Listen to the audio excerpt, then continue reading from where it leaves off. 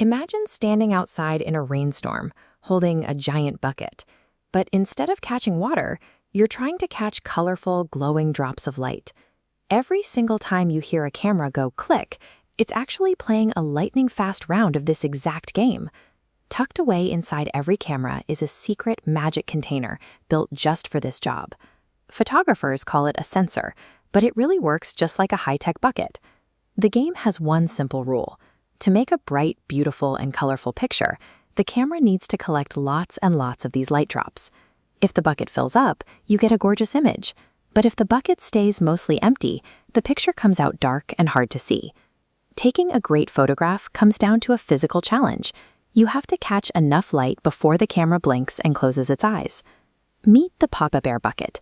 This is the largest size a camera can hold, built with a mouth that is very, very wide. Because it has such a wide mouth, it can sweep up a massive amount of light drops all at the exact same time. But what happens if you want to explore a spooky, dark cave?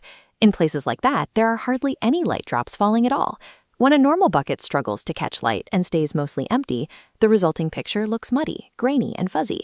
Here is where the big bucket shows off its superpower. Because the opening is so wide, it manages to collect enough of those rare, stray light drops to clear away the mud and make the cave look perfectly bright.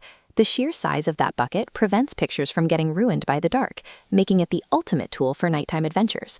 Now let's look at the Baby Bear bucket. Big buckets are incredibly heavy to carry around all day, but the smaller bucket is light and easy to take on long walks. Imagine you're out walking and you spot a tiny bird sitting way up high in a tall tree. How do you catch a good picture of it? The small bucket has a brilliant trick. Because it is narrow, it only catches the light drops falling right in the very middle of the scene, ignoring the outer edges completely. By stretching that small circle of light to fill the entire picture, the camera acts like a spyglass. Suddenly, faraway things look giant.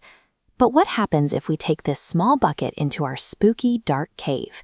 It will struggle. Because it's small, it can't catch enough light, leaving us with a muddy, fuzzy picture.